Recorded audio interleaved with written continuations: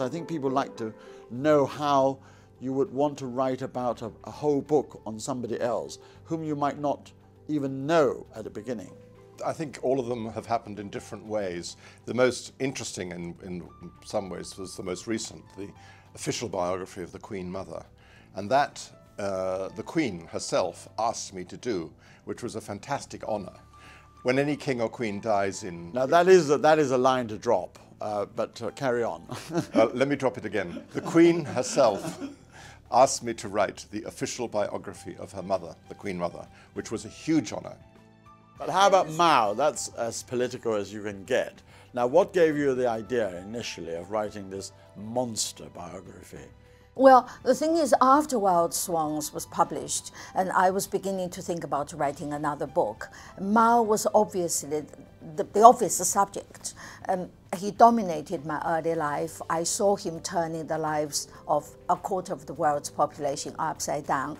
And yet I felt the world knew astonishingly little about him. And I wanted to find out more about him. And that's how I started writing. Were you very proud of that opus, which was your first novel, wasn't it? Right, my third book. I had published 2 books of poetry. But I have to tell you, I was terrified writing it. I was convinced it would never be published. I was convinced I would be flayed alive, disemboweled, whatever. I wasn't sure that it was anything but a rant.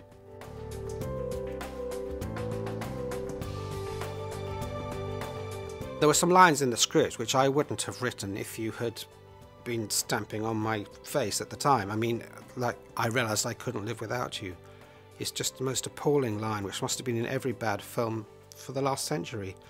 But the scene where the young Italian soldiers were massacred is absolutely brilliant. They did it in the place where it happened and in the manner that it happened. It was heart-wrenching. I thought the whole film was worth it just for that one scene. What I like about being a writer is, I suppose I feel that it's only any use being a writer if you're being honest about your vantage point. So that doesn't mean you have to write slavish autobiography about yourself. I think that would be somehow boring for me and impolite. But I think it's something about really expressing a vantage point and a perspective that you really adhere to and you believe in. And I think lots of jobs I've done, I've had to suppress my real opinions, temping, or jobs just to get a bit of money. You have to adopt a mask and suppress your opinions and really adopt a necessary guise. And I think writing, if it's going to work, Albert Camus said it has to be people expressing their honest, true opinions, otherwise there's no point. So I think that's potentially the best thing about it if you can do it.